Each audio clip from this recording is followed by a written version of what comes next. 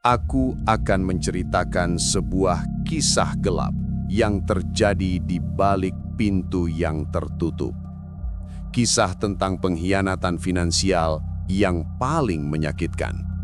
Itu bukan antara kamu dan pasar. Itu antara kamu dan orang yang paling kamu cintai. Coba jujur, apakah kamu pernah menyembunyikan pengeluaranmu dari pasangan? Itulah kebohongan putih yang paling mahal dalam sebuah rumah tangga. Utang yang paling merusak bukanlah bunga bank. Utang paling mematikan adalah utang sosial dalam hubungan.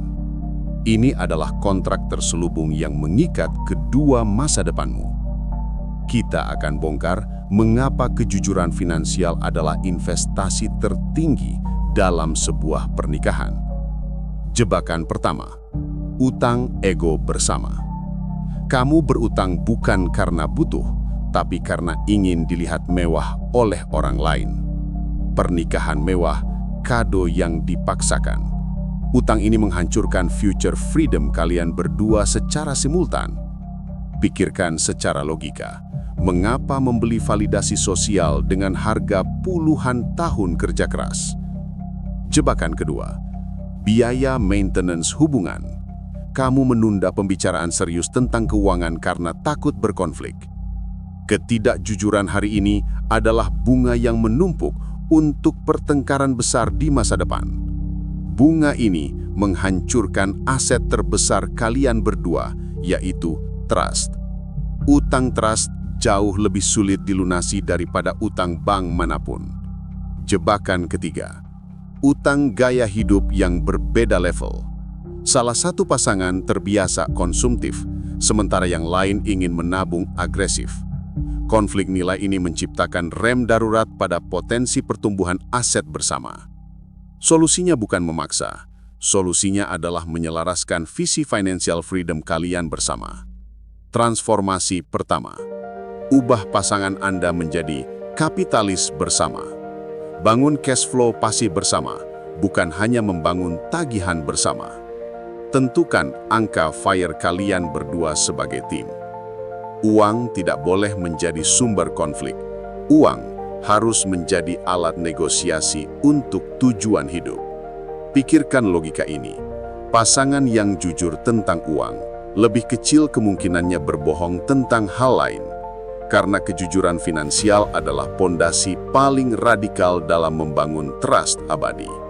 Tantangan pertama, tentukan satu hari di mana kalian berdua duduk dan membuka semua kartu.